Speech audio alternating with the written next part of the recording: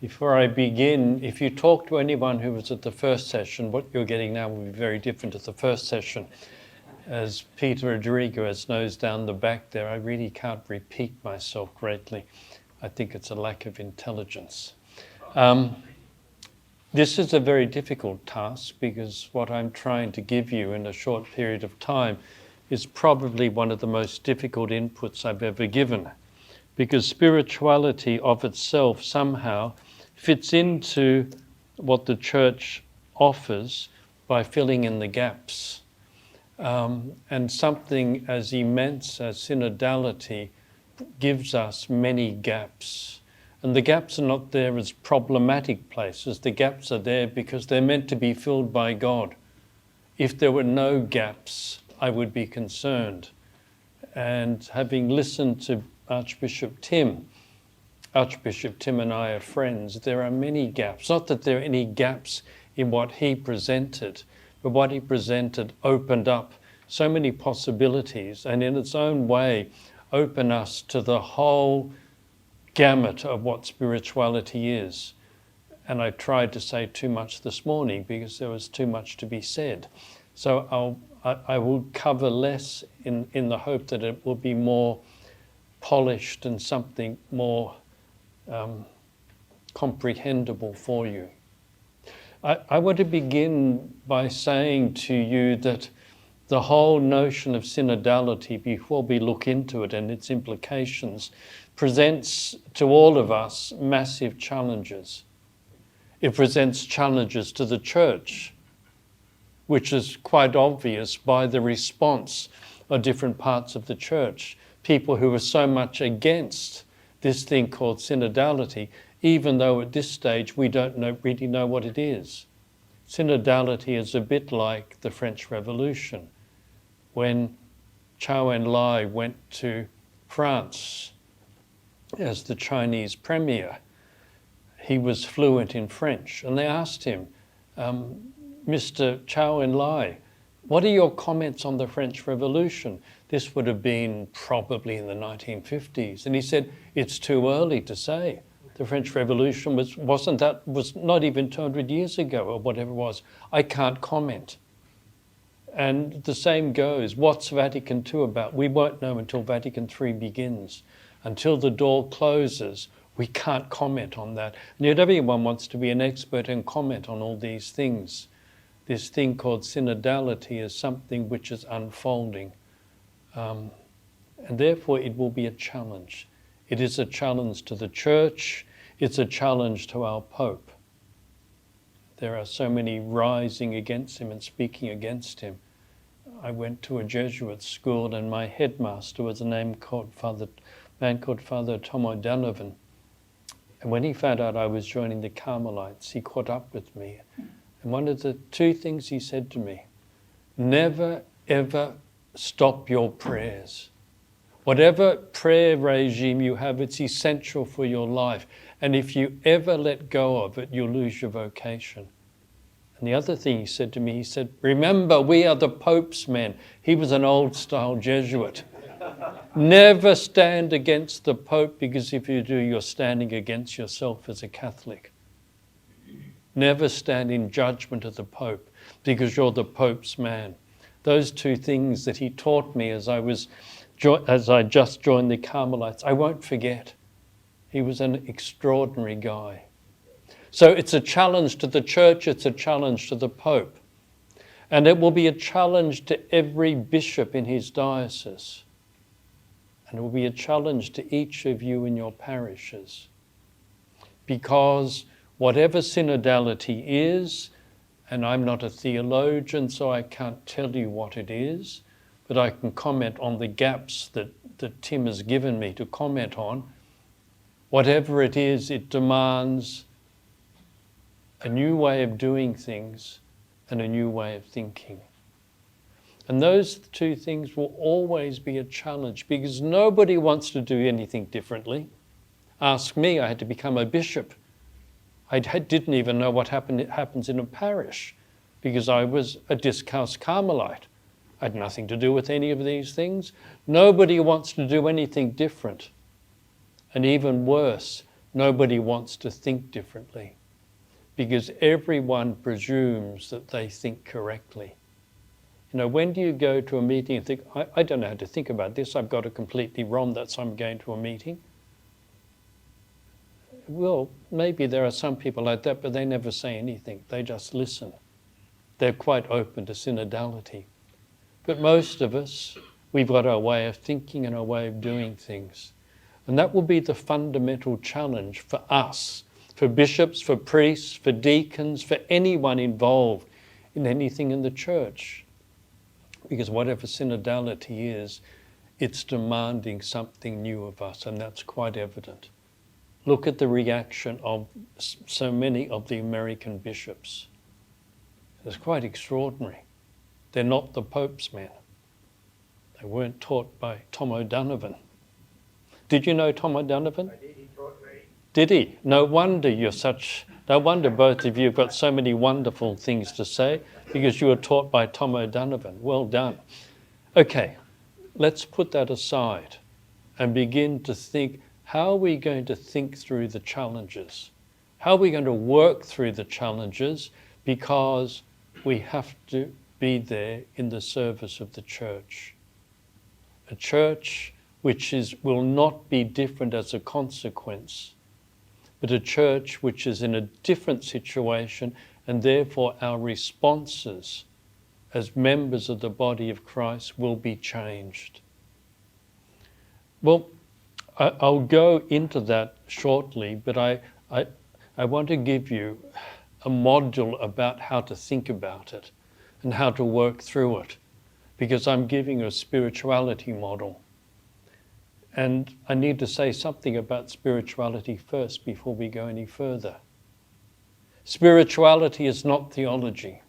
Spirituality is not scripture studies. It is not liturgy. It is not canon law. In fact, spirituality stands quite apart from all the other disciplines, because every other discipline is somehow about thinking or about praxis.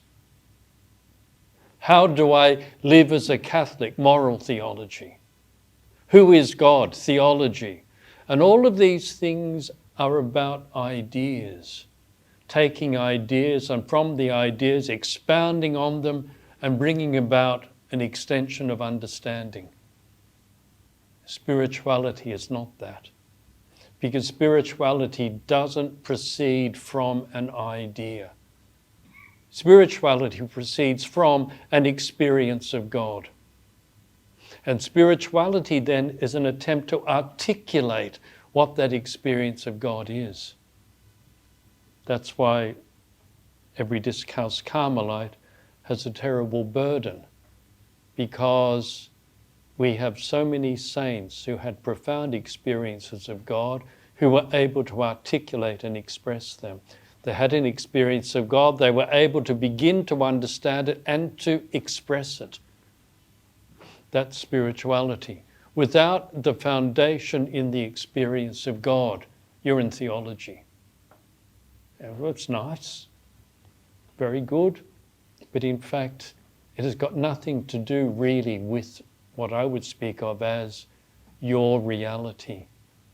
Your reality is not any of the dogmas about the incarnation. Those dogmas about the incarnation can impact upon your reality if you have an experience of Jesus Christ.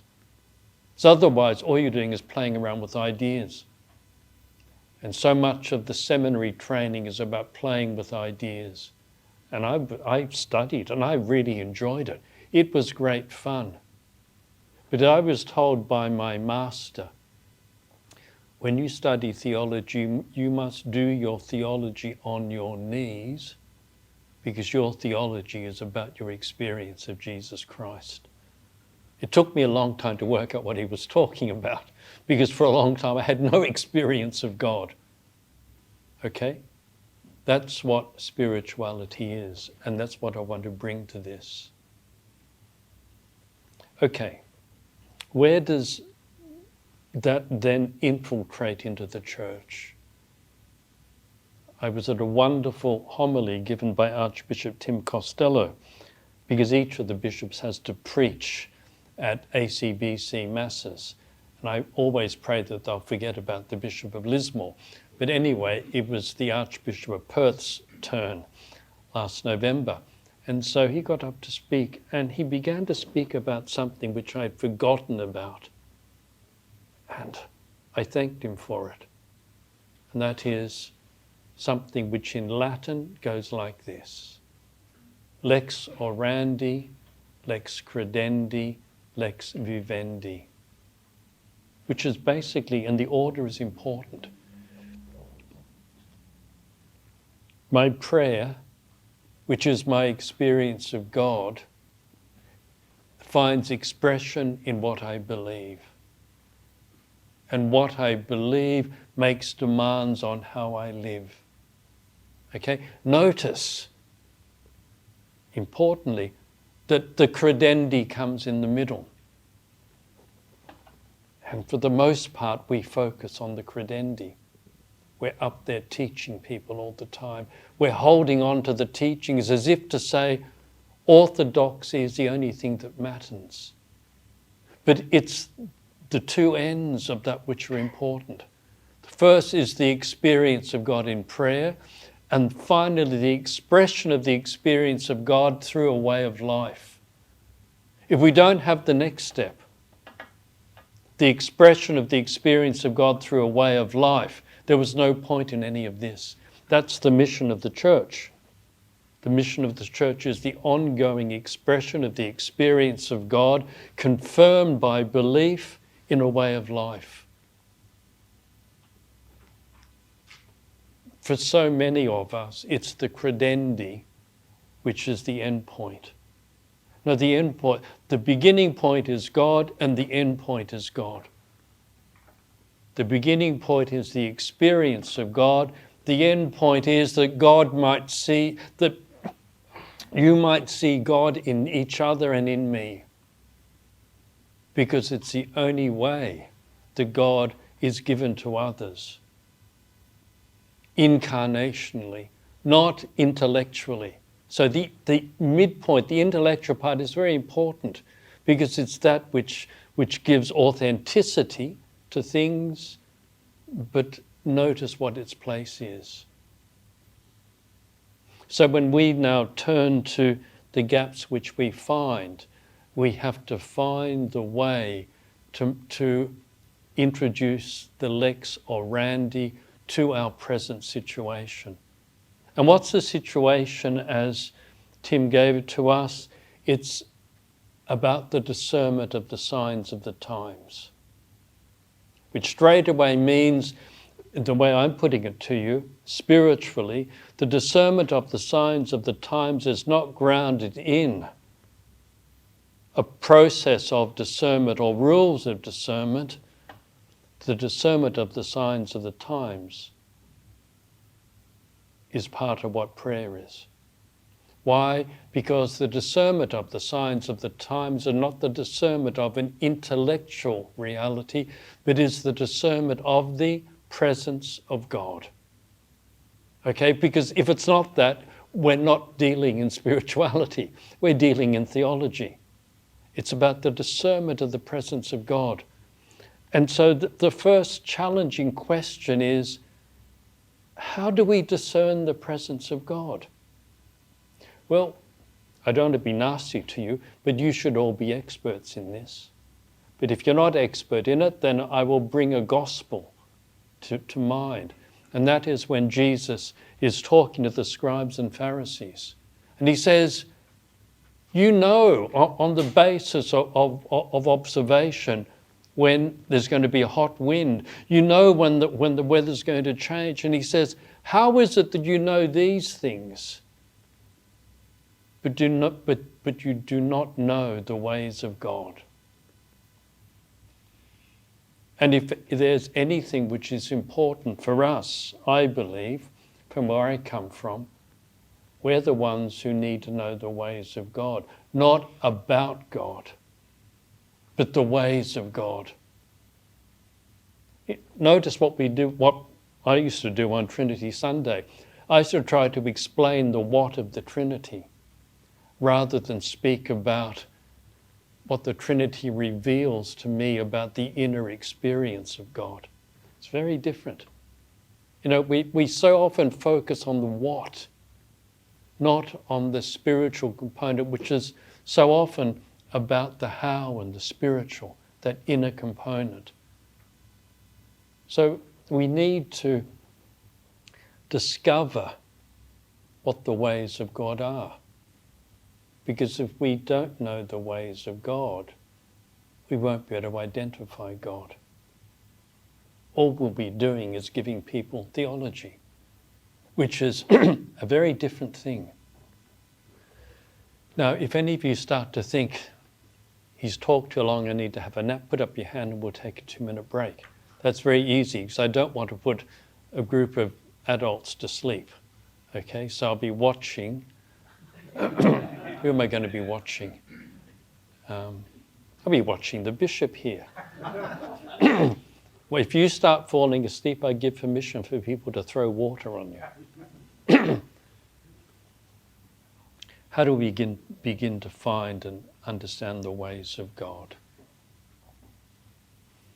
I think the first thing that we need to have in place, and this is about more than what synodality is, but without this, I don't think we can begin to discern the signs of the times, which we need to come into, because that's very important, that Tim spoke about. We need to be able to see God. Wow, what an extraordinary thing for a bishop to stand in front of all of you and say, you need to be able to see God. But I do mean that. You need to be able to recognize the presence of God. Because if I can't recognize the presence of God, I will never know how to respond to the will of God. You know, that stands in contrast to what? Recognizing God, the only other alternative is recognizing myself.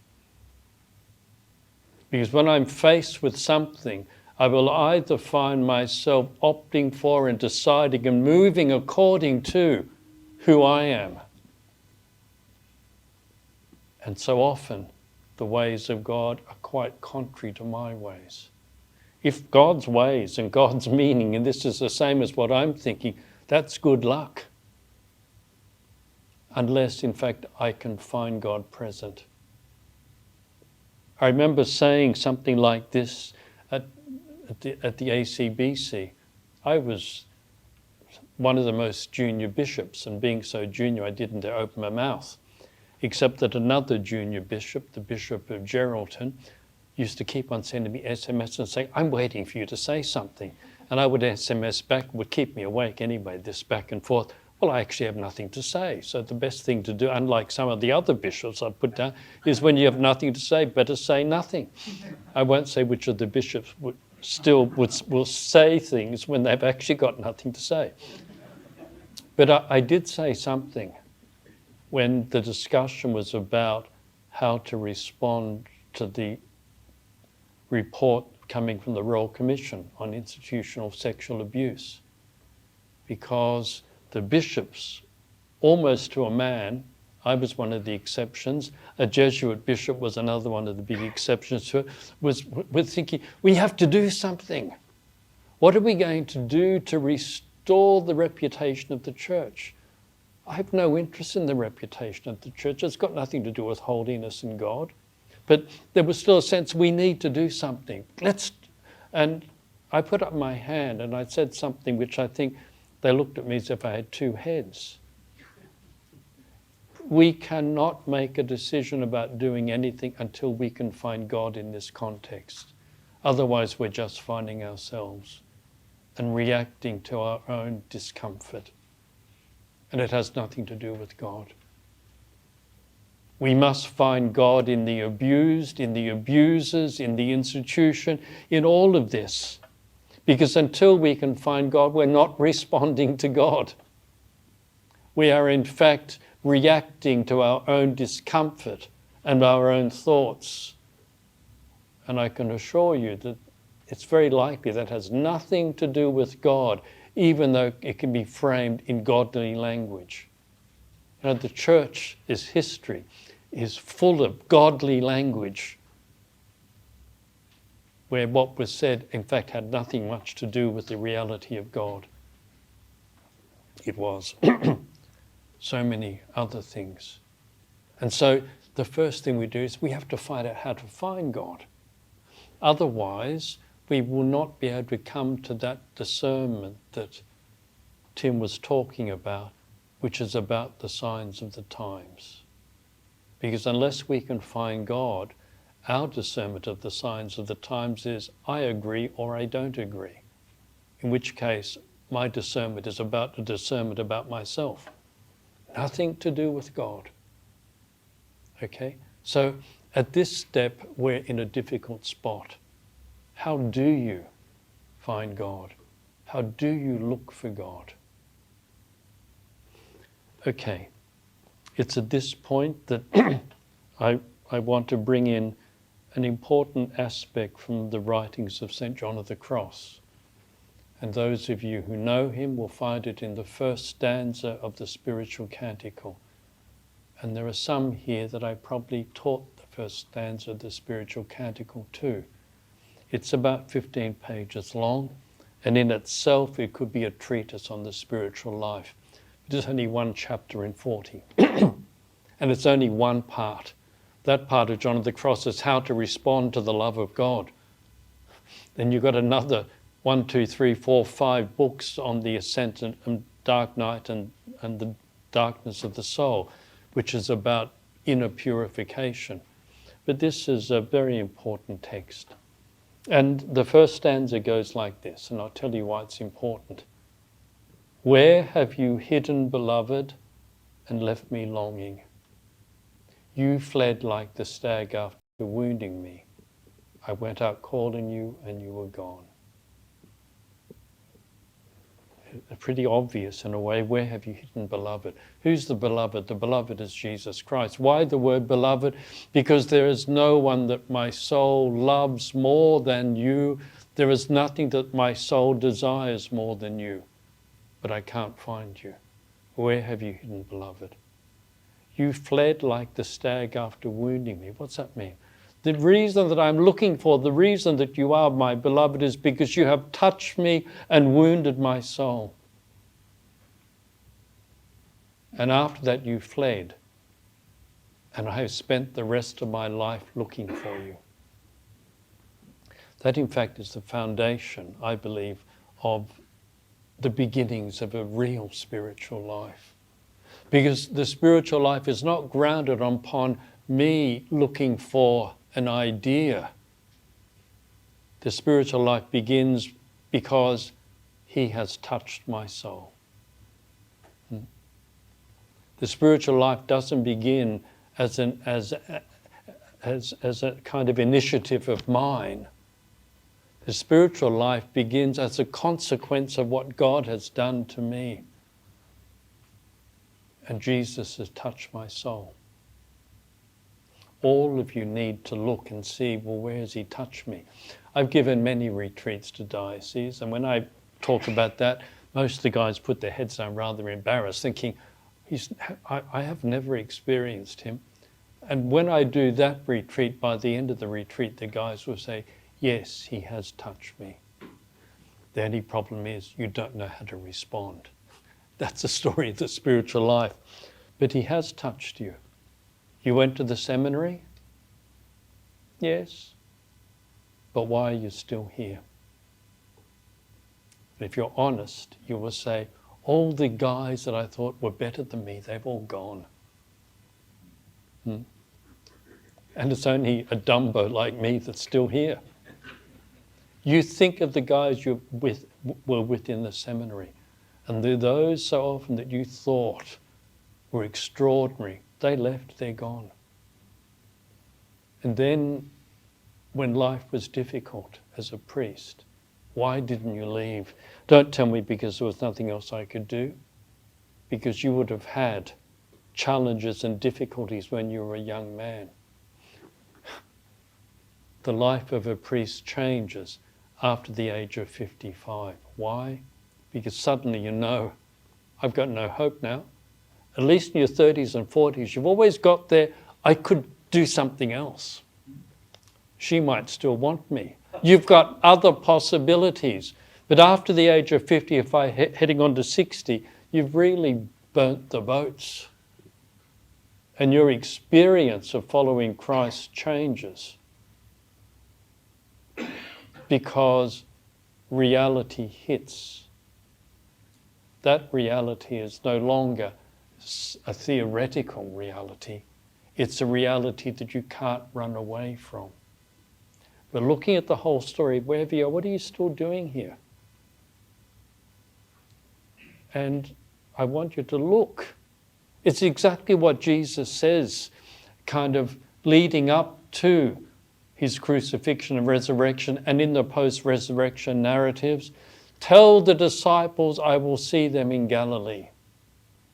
What does that mean? Galilee is the place of memories. It's a place of Jesus' memories. All of our Lord's memories really are from Galilee. He was a Galilean. He was brought up in Galilee. His friends were in Galilee. Galilee for me is important because it is the part of Israel from Mount Carmel north. So there's that connection with Mount Carmel. Yes, well, go back to Galilee. That means go back to your memories. What does that mean for us? It doesn't mean go to Galilee physically. It means, as I try to do every Triduum and directly after Easter, look into my memory and see where he has been for me and see where God has been for me.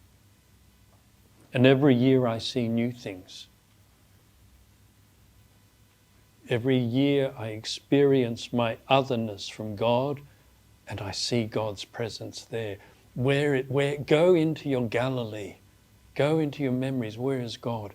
And you will find, if you look in there, that he has touched you, he has wounded you, and the only reason you're still here is because you're trapped. You can't do anything else. What a blessed place to be. That you are now have been enslaved by the love of God. That experience is so important because it's only from that experience that you can begin to see God, because the only God you can find is the God that's touched you. And again, it's about experience. Don't try to look for a God that looks like a three-leaf clover. That is stupid, But enter with yourself, discover your experience, and that experience shows you the way that you and you alone can find God. Because your experience is unique to you. It's not like anybody else's. Why? As John of the Cross says, because the touch of God wounds you. That's more than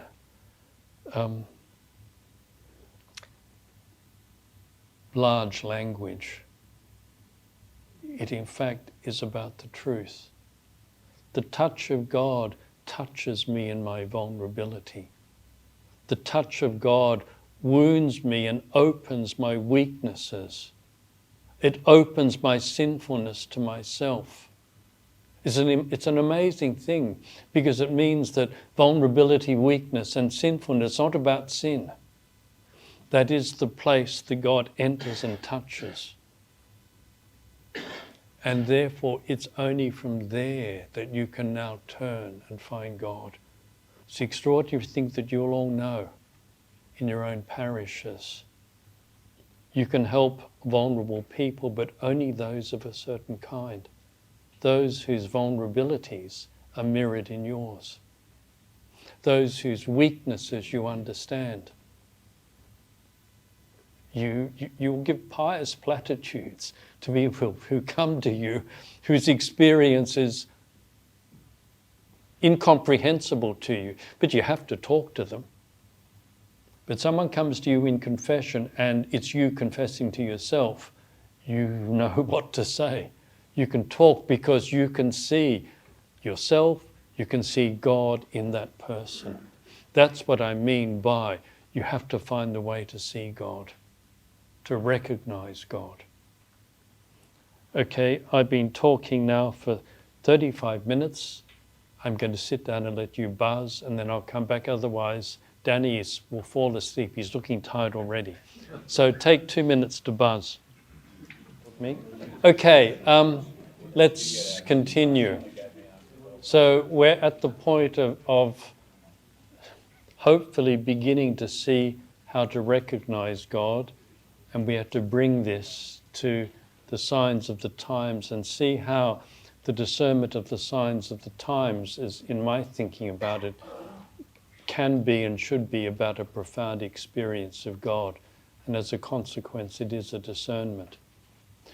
I want to throw in here 2 questions, and they're very simple questions.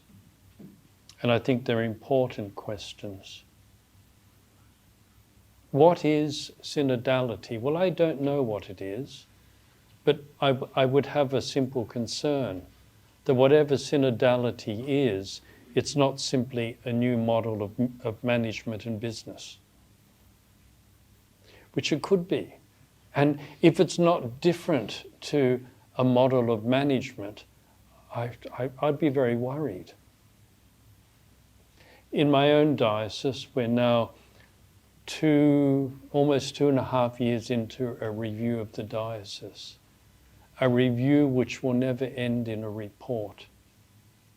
It's a review which is a constant consultation with priests, with parishioners, with other parts of the diocese, which is collected, gathered. The results are brought back to the diocese, from which emerge possible ways of going forward. The ways of going forward are implemented in part, not all of them, and as those things are done, there are more things to think about, to question and to ask. And the model of review in my diocese is now a model of renewal, and renewal never ends. It's a process, and there are business models like that. They are models which have no end point in view. They're models which of themselves are self-generating, self-motivating, and hopefully, if they're working with God, continue to bring about evangelization, renewal, and so on. So the last thing I want is a report which, once implemented, divides your diocese into those that think the report's correct and those that think it's not correct. Whereas if you move step by step in terms of small things which everyone agrees we should do together, it just rolls on. And we can never get to the point that this is the end, because that'll be a silly consequence. It's impossible. So what have we got here? Is it another business model? Is it something which, we mention God, but how is it different from? How is synodality different from a new business model for managing the church? And for many people, that's how it seems. And if that's the way we treat it and work with it, I think we're missing the fundamental point of the church. The second important question is this. Synodality, I'm not sure what it is, but why now? Why is it being introduced now? Whatever synodality is, I do hope that it's in some manner or form an articulation of something from the Second Vatican Council. And you say, well, yeah, people say, yes, it is. So my question is, why has it taken almost 60 years to happen? Are we so slow? Okay, let's begin to look at these so that we can turn then to the signs of the times. There's a book that I remember reading some years ago called Cosmopolis, I think it's what it was called, by a man called Stephen Toulmin. If it's not Stephen Toulmin, it's Robert Toulmin. But his discussion, he's a very clear and searching thinker, was the world is full of good ideas, but for the most part, the good ideas are ignored. But sometimes they are taken on board. And he began, first of all, by looking at the difference Descartes made, not simply to philosophy, but to Western thinking as a whole. Those thoughts were there with the Greeks. It's not original to Descartes. So why did it take until about, he was born in 1590, wasn't it? So why did it take until about 1620 for this to catch on? And his answer correctly is this: because the world wasn't ready for it. And when the world was ready for it, it took it on board and ran with it. Receptivity. Bring that to my last question, which is why now? And I believe the answer is synodality as a possibility has been there since the Vatican Council, but in some way has been there in church writings and in the church fathers for centuries. Why now? And I'm going to speak spiritually, because now is God's time. How do we work out was God's time? Through discernment of the signs of the times. And in that discernment, because God is recognized, we have come to the conclusion that now is the time. My God, I hope so. Because if that is the case, we have nothing to worry about. Every challenge is worth it. The challenges I spoke of earlier. Is it God's? It's the same thing. I've had many people come to me as a Carmelite thinking I want to join the Carmelites. Or maybe God wants you to be a Carmelite, but I don't think it's God's time yet. But I want to. No, you're not ready. I won't pick fruit until it's ripe. You're not ripe.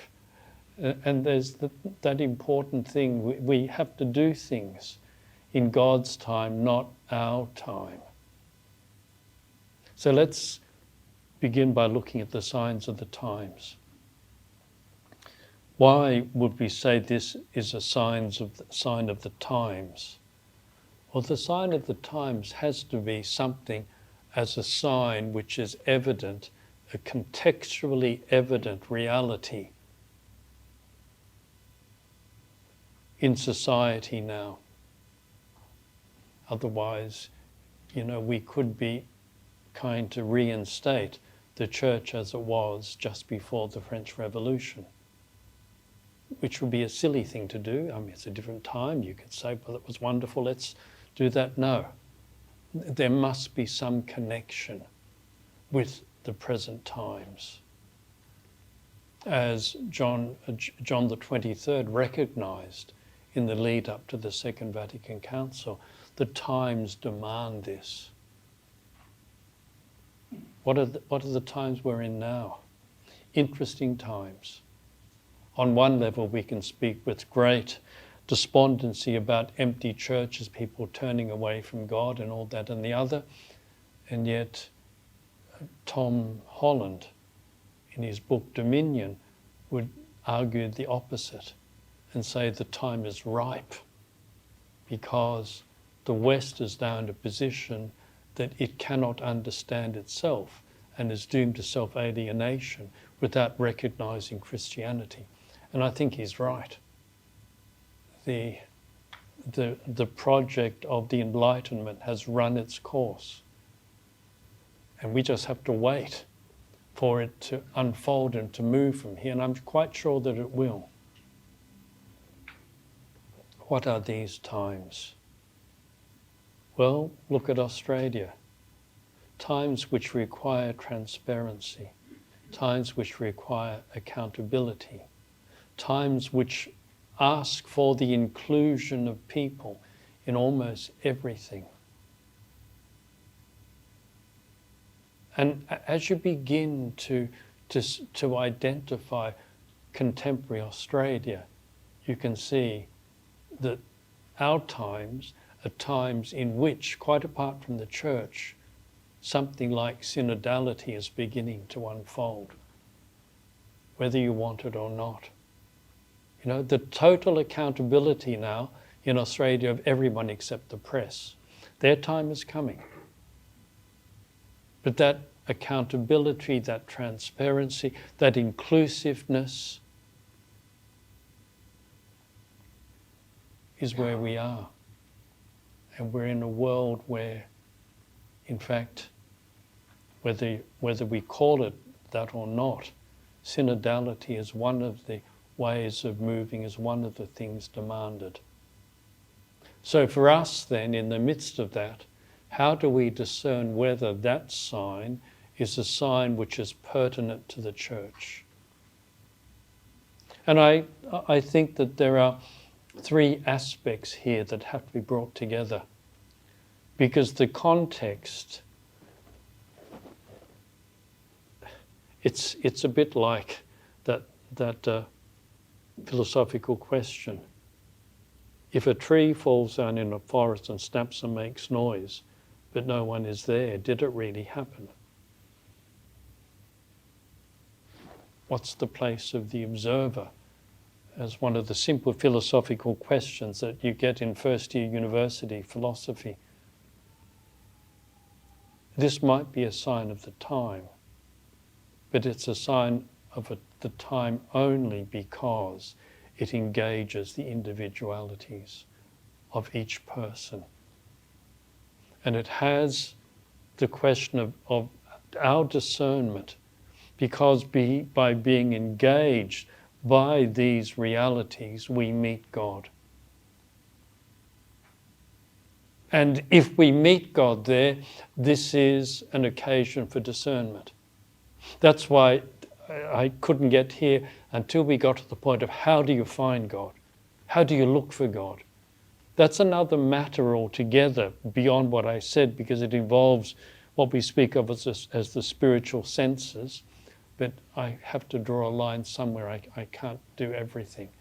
Because if I go there, you'll all be scratching your heads, and I will too, except for the rector of your seminary, because he's been listening to me for years. He'd probably understand what I was saying. The context. The context, it's a bit like Hamlet. The play is the place wherein the conscience of the king will be touched. It's something like that is what Hamlet says to Horatio just before that play that happens in Hamlet. The context is a place wherein the individual will meet God, and as a consequence, the community of individuals who meet God, and therefore the church will discern God. Okay, so I think, in my way of thinking, it happens because I, as an individual, am engaged by the context in all my weaknesses, and that's why where we began is so important. You are challenged by this, and your challenge is important. Because your challenge demands change, it demands response, it demands love. Of the sort that you're not used to giving. Of the sort that only God can draw out of you. Of the sort which, if given, will lead to holiness.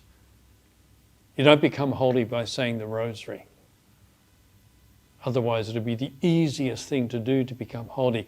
You become holy by moving against your wounds, by experiencing your wounds in a context and moving against them.